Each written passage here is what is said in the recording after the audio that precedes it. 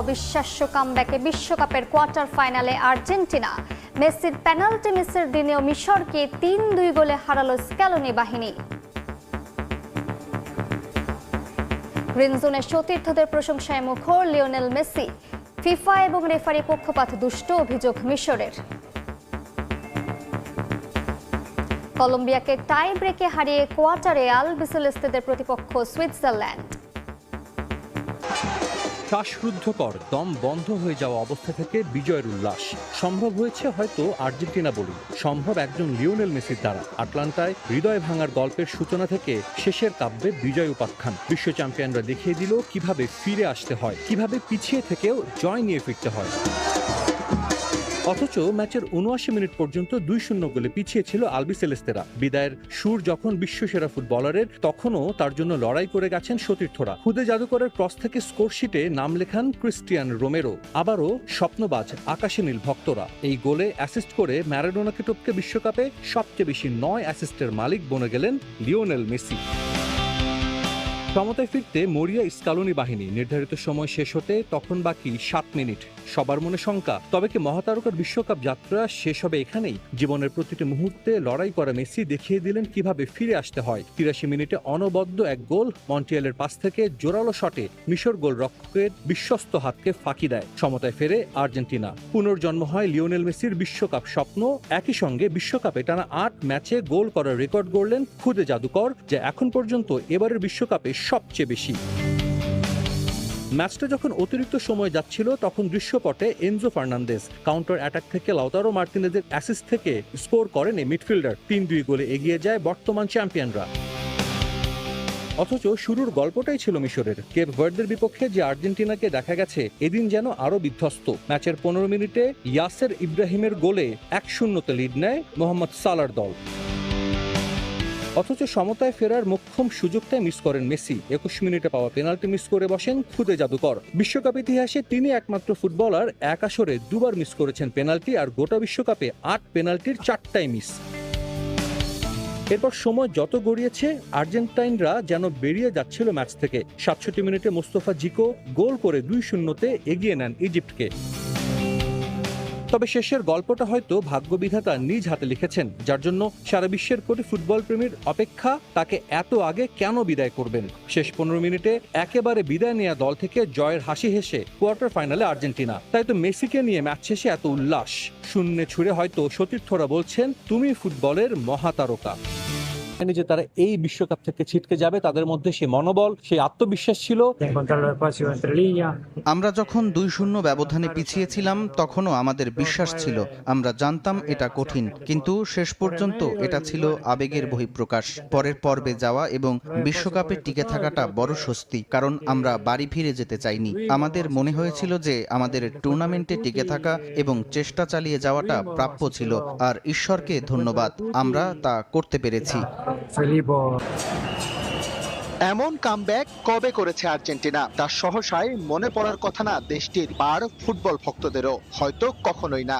একেবারে নিভে যাওয়া বাতিটাই যেন জ্বালিয়েছেন রোমেরো, মেসি, এনজো ফার্নান্দেসরা। আর্জেন্টিনার অবিশ্বাস্য এই কামব্যাক মাঠে বসে উপভোগ করেছেন উইনিং স্কোরার এনজো ফার্নান্দেসের স্ত্রী ভ্যালেন্তিনা কারভান্তেস। বিশ্বকাপের শুরু থেকে প্রায় প্রতিটি ম্যাচেই গ্যালারিতে দেখা গেছে তার সরব উপস্থিতি। তবে এদিনের জয়টা তার কাছে বাড়তি আনন্দের, কেননা জয়সূচক গোলটা যে এসেছে এনজোর মাধ্যমে। এটা সত্যিই অসাধারণ। আমি মুহূর্তের জন্য হতবাক হয়ে গিয়েছিলাম। এনজো দারুণ গোল করেছে, যেটা আমার বিশ্বাসই হচ্ছিল না। সত্যি বলতে আমি আজ ভীষণ ভীষণ আনন্দিত। মিশর ম্যাচ মারাত্মক স্নায়ু পরীক্ষা যেমন নিয়েছে আর্জেন্টিনার, একই সঙ্গে এই ম্যাচ দেখতে আসা তার পরিবারের সদস্যদেরও। তবে এই বিষয়টি নিয়ে বিচলিত নন ভ্যালেন্তিনা। তার মতে এটা পার্ট অফ গেম, পরের ম্যাচে হবে না তার পুনরাবৃত্তি।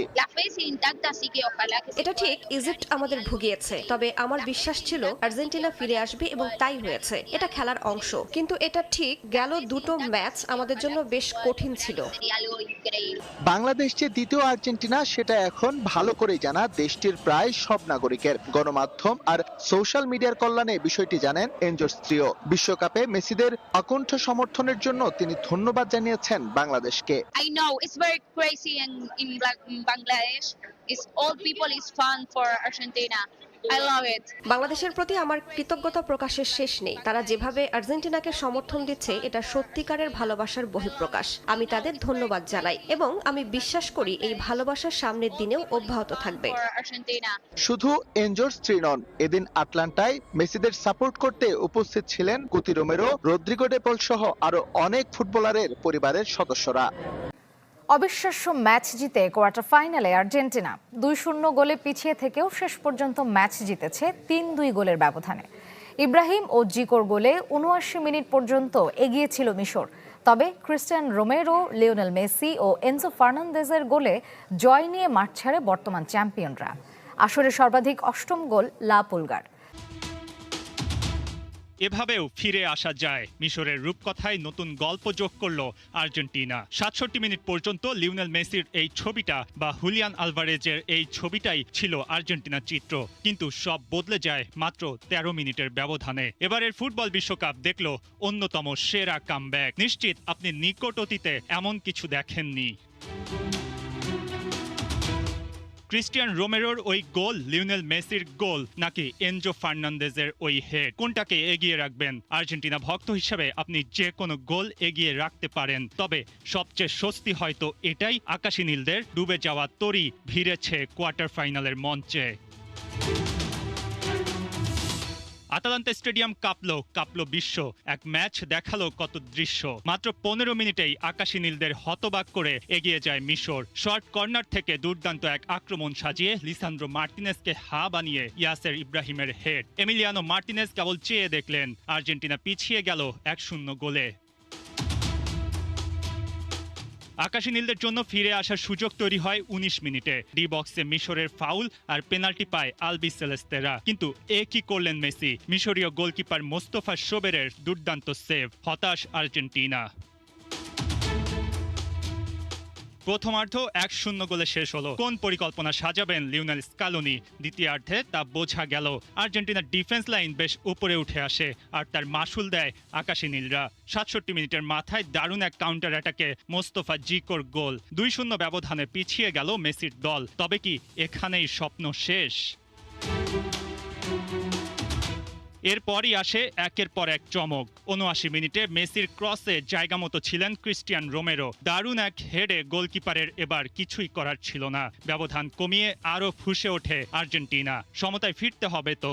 আর সেখানে সবচেয়ে বড় ম্যাজিক দেখালেন আর কেউ নন, সে লিওনেল আন্দ্রেস মেসি। ডি বক্সে আক্রমণ গড়ে তোলেন লাউতারো মার্টিনেজ আর সুযোগটা পেয়ে যান লিওনেল মেসি। ক্যাপ্টেন কোনো ভুল করলেন না, বাঁ পায়ের এক শট সরাসরি চাল ভেদ করলো। এরপর যোগ করা সময়ের 2 মিনিটের মাথায় আলভারেজ থেকে লাউতারো চমৎকার এক ক্রস। এনজো ফার্নান্দেজের হেড দলকে জয়ের পথে নিতে একেবারে মিস করেননি। ওই হেডে আর্জেন্টিনা এগিয়ে যায় 3-2 গোলের ব্যবধান।